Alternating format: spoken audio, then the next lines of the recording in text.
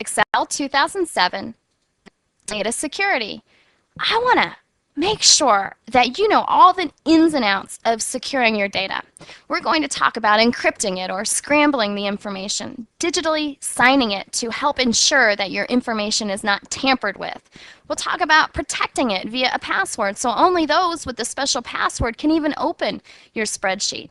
And then we'll talk about all sorts of various resources that exist within Excel to make sure that your system is up to date with the latest patches and that you only trust the proper types of information to come in and to leave your PC. Let's launch into an expense report.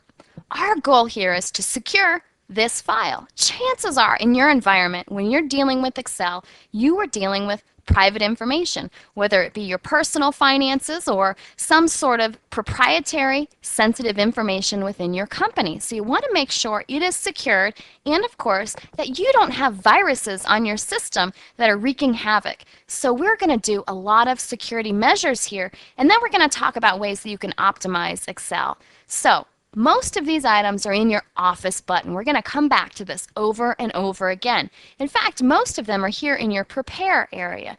The first thing we're going to do is encrypt this document. When you encrypt a document, what you're doing is you're scrambling the data. And it's tied to a digital certificate on your computer. Whether you pay for and you have one on your system, or within your corporate network, all your PCs have digital certificates. Only those that have the same digital certificate encrypted in the header, this is in the background, you don't have to do this. Only those that have the proper certificates are going to be able to open up and unscramble this information. So when we choose Encrypt Document, we can give this a password. So people who have the passwords and are involved in the knowledge of encrypting and have the right digital certificates can open this file. This is just simply asking me, I can't talk and type something serious. This is just simply asking me to confirm that password to make sure that I know what it is so I didn't mistype it either time. Now, anytime I open this, it's going to prompt me for that password so that my PC is going to unscramble it and display it to me. But if someone else sits down at my computer, they're not going to be able to view this ever so important expense report. Something else we can do is set up passwords to restrict permissions for this specific file. And we talked in a previous nugget about protecting sheets and locking them, and we covered this a little bit. So I just want to remind you that you can restrict access by actually typing in the email addresses of users who are going to be able to read this document and those that are able to change this document. We refer to this as security by obscurity because if their email isn't noted, they cannot open this information. It's an implicit deny of being able to open. If you have read permissions, that means you can open it, you can't modify it, you can't print it, and you can't copy the content. You're only able to read it or view it. Now, change permissions mean that someone can read it, edit it, save changes, but they can't even print it. Maybe that's a good thing because printed copies of certain sensitive financial information really shouldn't be distributed in your organization. Someone could just go to a copy machine, make a copy, and you'd have no control over that at all. I'm going to go ahead and click Cancel here. Let's go back into the Office button to Prepare and take a look at adding a digital signature. I mentioned before with the encryption that encryption is based off of a digital signature. So again, if you're in a corporate network and you have a digital certificate on your system, when you add a digital signature, that will be combined with your digital certificate. Now, what does a digital signature do? It's not a scanned-in copy of your pen on paper signing your actual name, your John Hancock. No, it's actually a mathematical algorithm that figures out something called a hash. On your system, there's a hash created, and then when you send it to someone, the recipient does a mathematical algorithm on this file. If those two hashes match, then that tells the recipient that this file did in fact come from you. If it doesn't match, if the hash doesn't work it out to be the same, that indicates that the file has been tampered with, and that can tell the recipient that they need to do some background checking. especially if the file has macros in it. Macros are based off of VBA, Visual Basic for Application, and a lot of nasty viruses or worms can be spread throughout desktops based on VBA code. So if you have a digital signature and your recipient opens the file and the digital signature is invalid, that can tell them that someone has gotten in the middle and added some nasty code, maybe a malicious virus in there, and they shouldn't open that file because that would run the worm or the virus on their own PC and cause problems. How do you add a digital signature? Well, you've got a couple options. If you already have a digital certificate on your system, you can simply select OK. If you don't and you're in a corporate environment, you should check before you go out and purchase one. If you're a home user, you can go out to Microsoft Office Marketplace. And Microsoft gives you some recommendations for some vendors. You can go to their website and you can purchase the digital signature. And of course, that vendor will give you more information on how to install the certificate. And I said digital signature, that's based off of a digital certificate that you install on your system. So we have digital signature here. We also, on the insert ribbon, have a signature line. When we click here, we can choose a Microsoft Office signature line, or you can add the signature service, which, notice, takes you right back to this page. So let's choose that Office signature. This time we're going to click OK. Suggested signer. Well, I'm on Andrew West's computer, but I know I have a digital certificate. CBT Nuggets. Suggested signatures title, I'll just say employee. Suggested email address would be, we'll just say worker@company.com. Instructions, well, verify the content you are signing is correct because your file will become read-only once it's signed. Allow the signer to add comments in the sign dialog, sure. Show sign date in signature line. Okay, look what we got here. This is something I'm going to put at the bottom. This is not the digital signature. It's simply a visual representation to let you know and to let your recipient know that this has been signed in the background. Because a digital signature is not something you see, it's something that both PCs, both machines calculate. It's nice to have a visual representation that it's been signed. I can double click on this, choose OK, and now I can actually sign that. I can say, CBT Nuggets or Andrew West or whatever I want to put there. Purpose for signing the document, data integrity. You could say it has macros or something like that. When I choose sign, it says you have done this successfully. If the document is changed, your signature will become invalid. Okay, so there's my signature. It's actually saying it's invalid right now. I might not have that certificate installed appropriately, or there's some issue there. So I would have to do some extra research. And again, if you're in a corporate environment, you're going to want to make sure that you okay this with your network administrator or whoever's in charge of this information. In the real world, you're probably going to want to go out and pay some money and make sure that you have the right signature. Here I have my signatures view area, my certificates that have been issued. If I look at this, I can see my signature details where we just were.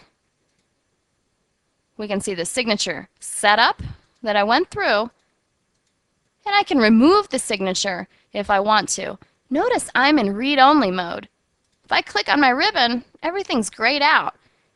Why is that? Well, because I signed it. And I don't want to sign my document until I'm ready to distribute it, because it's saying, hey, I'm sealing this up. I'm sealing this envelope. It's ready to go. I'm not going to change it anymore because this signature is verifying that this file isn't going to be changed anymore. So with read-only mode, that's not going to do us any good in this situation. So I'm going to remove the signature. Do I want to permanently? Yes, I do. It's been removed and the document has been saved. Okay. So this visual representation, notice there's no signature anymore. I can simply delete that. Now let's add a password to the overall file. We added a password here for encryption. We restricted permission, but I don't want anybody to even double-click to open this file unless they have the password. To do that, I go to the Save As dialog box. I keep the file the same name because I'm simply resaving this file, but with a password. It's in the Tools area in the bottom left-hand corner under General Options, Password to Open versus Password to Modify. I can have two separate passwords. Password to Open means if someone has that password, they can open it. It'll be in read-only view. They can't make changes to it. Password to Modify means, well, they can not only open it, but they can make any changes they want, including printing it, deleting it, whatever it is. That makes sense to me. I could do read-only recommended, and then they're just going to really get a choice to choose read-only, but they can still modify it if they have that password. Always create backup.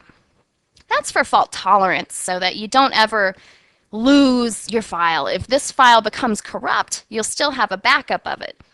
I don't want to say you'll never lose it, because if you were to drop your computer, if your hard drive was to fail on the same drive as your primary document, well, you really would lose it.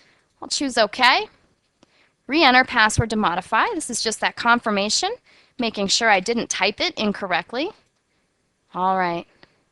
Now we're going to save it. It already exists. You want to replace the existing file. I do. I want to save over the file that has no password with this file that does have a password. Yes. Let's test it out. I'm going to close this. I'm going to go to Open, and I'm going to open up my expense report. Hey, it's protected. What's my password? All right. Enter password for write access, meaning to modify. Otherwise, I can choose read only, and then I'm not going to be able to do anything to it. I'll choose OK. So now it's not in read only. I can make changes if I want. None of these items are grayed out. I've got full party rights in here. Okay.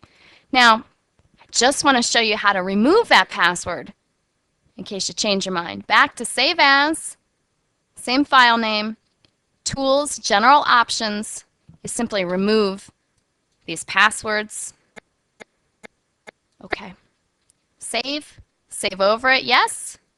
All right, now there's no password protection on this file. I want to bring up 2 points here about security. Number one is when you create a password, that should be a complex password or a strong password. Those are synonymous terms. The idea is your password should have uppercase, lowercase, numbers, and special characters in it, or at least 3 of those 4 items that I just mentioned. A strong password is very difficult for a dictionary program or a brute force attack to be able to figure out what that password is. It's not impossible, it's just more difficult. To create a strong password like that, though, sometimes it's very difficult to remember that. So that might be something that you use some sort of pattern to create a strong password, or it might be one of those super important passwords that you'll actually write down and you store in a safe place. Lock it in your desk. Maybe even put it in another Excel file and you lock that Excel file with a password, and that password is something that you don't write down but you absolutely remember. Keep in mind, if you create a password for a document and you lose that password, your document is gone, okay? So you have to be serious when you're creating these passwords. Now, the second thing I wanted to mention has to do with the encryption. When you encrypt a document, it's encrypted when it's stored on your system. But if you were to send that across your network, maybe you're saving it to a file share out there somewhere, it's going to be transferred as clear text and then stored again as encrypted. So you want to make sure, if you are working with very sensitive information in a business environment, that you have a talk with someone in the networking field, your network administrator, your IT director, whoever handles that, and talk to them seriously about security and what they can do to make sure that your documents are going to be secure and safe. Not only so that the information isn't read, but also for your accountability. There are legal repercussions of certain confidential information being stolen within companies. So be very careful about what you're storing and how you're storing it. Now let's take a look at the Security Center. Back to the Office button, to Excel options. In here, I'm going to resize this dialog box a little bit. I can't help it, it always pops up the same size. Not much over here on the right that's out of view, but I'll resize it.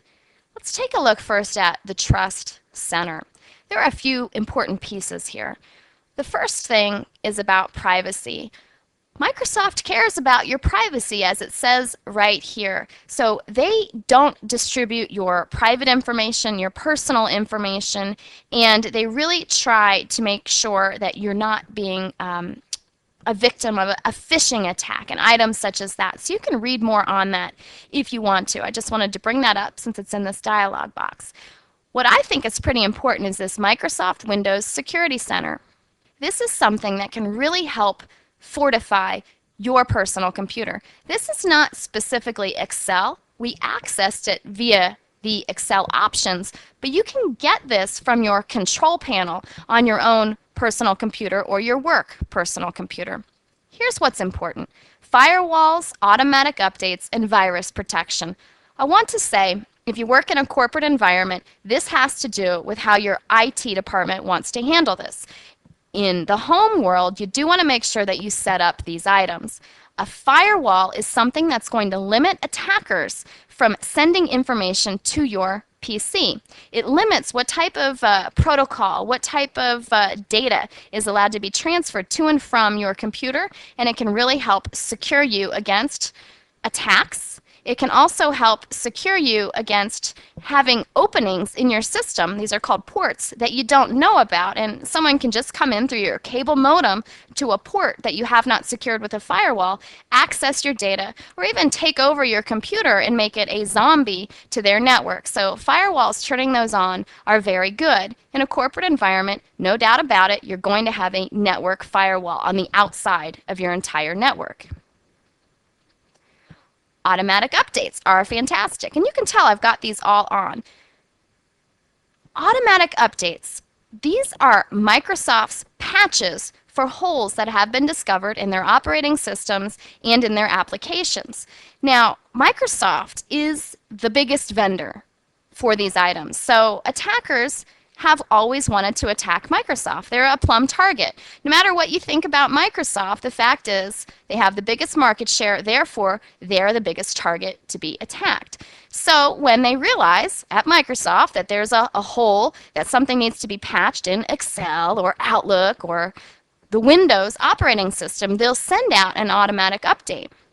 They'll send out an update. If you have automatic updates turned on, it can automatically be pushed down to your system. You can choose to install it and therefore fortify your computer. You can always go out to windowsupdate.com on your own to find updates, or you can allow them to be pushed down onto your system. Virus protection. There are tons of malicious people out there that generate viruses.